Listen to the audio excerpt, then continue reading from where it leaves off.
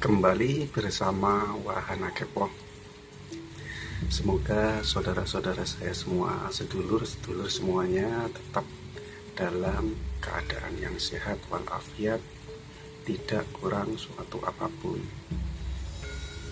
Tetap dalam tema atau materi di seputaran dunia santet.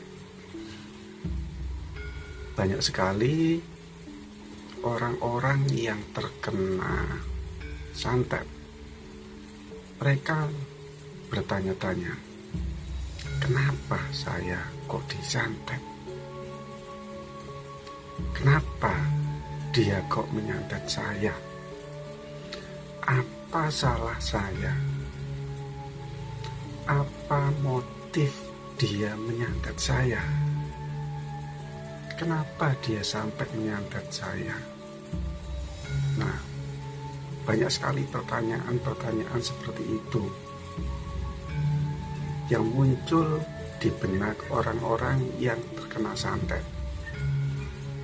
Nah, untuk itu, pada kali ini saya akan mencoba membedah apa sebenarnya tujuan atau penyebab sampai kita itu disantet, sampai mereka atau dia tega menyantet kita. Nah, ini akan saya bedah satu persatu. Motif atau penyebab sampai dia tega menyantet kita atau kita sampai disantet dia. Yang pertama adalah adanya rasa iri hati.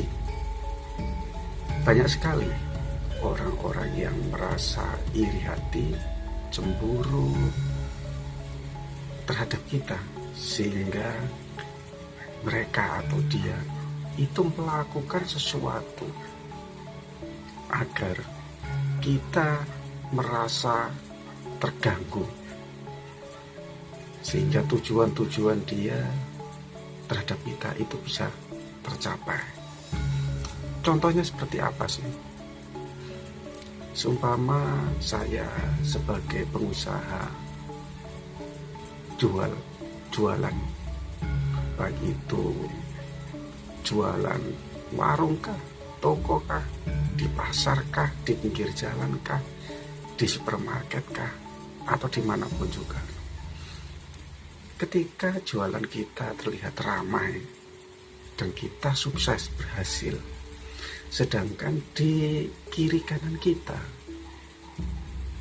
atau di sekitar kita ada penjual atau pengusaha yang kondisinya di bawah kita kesuksesannya.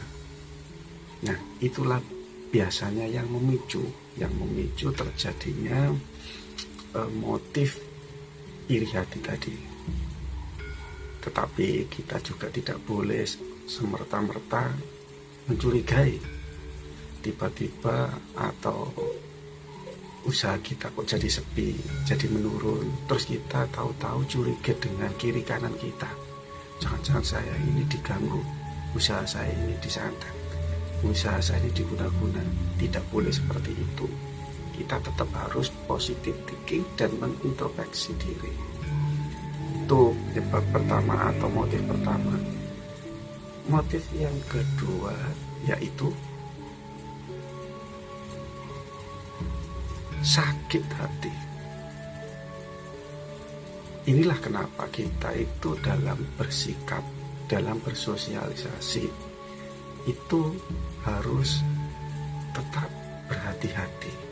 Kita jangan sembrono dalam bersikap, dalam berbicara, dalam bergaya, apapun itu, karena kita tidak tahu. Kepala boleh sama hitam, tetapi isi kepala itu tidaklah sama. Mungkin kita hanya berniat untuk bercanda, tapi ternyata candaan kita itu menyinggung atau menyakiti hati orang lain.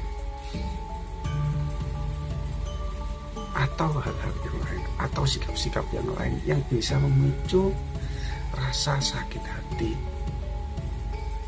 di hati orang lain. Ini kita harus berhati-hati. Itu motif yang kedua.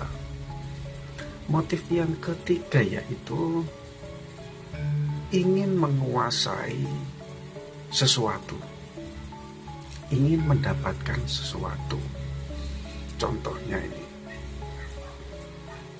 ketika orang dalam berkarir ingin naik jabatan atau ingin menguasai, mendapatkan suatu jabatan. Nah, kebetulan di sana itu ada saingan kita.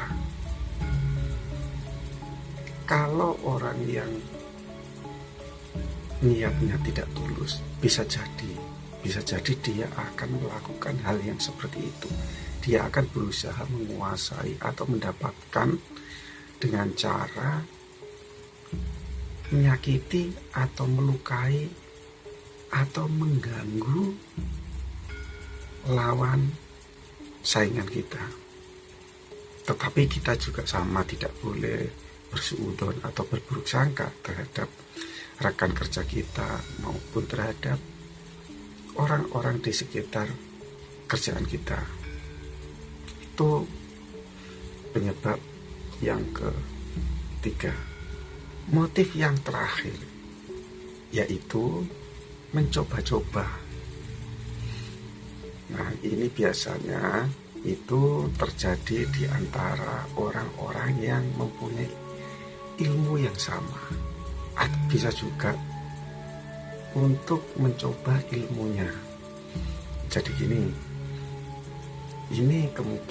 bisa terjadi ketika orang yang sedang belajar ilmu atau mendalami suatu ilmu santet, kemudian dia ingin mencobanya, bagaimanakah khasiatnya. Bisa jadi dia akan mencobanya ke orang lain, baik itu orang di sekitar kita maupun orang yang keahliannya sama. Jadi untuk mencoba-coba itu bisa juga terjadi.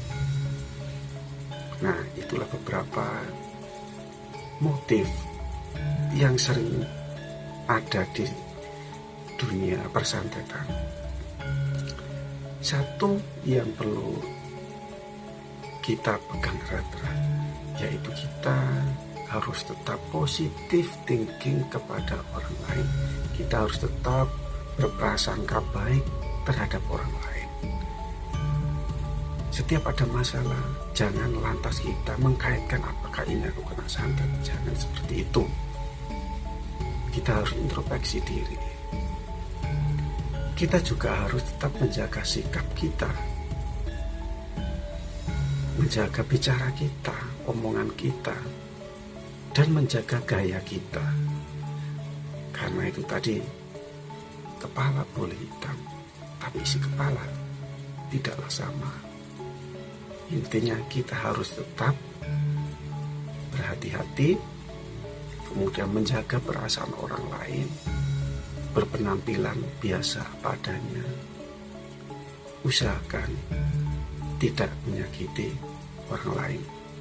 Semoga ini bermanfaat. Mohon maaf kalau ada salah kata. Terima kasih. Salam Kepong.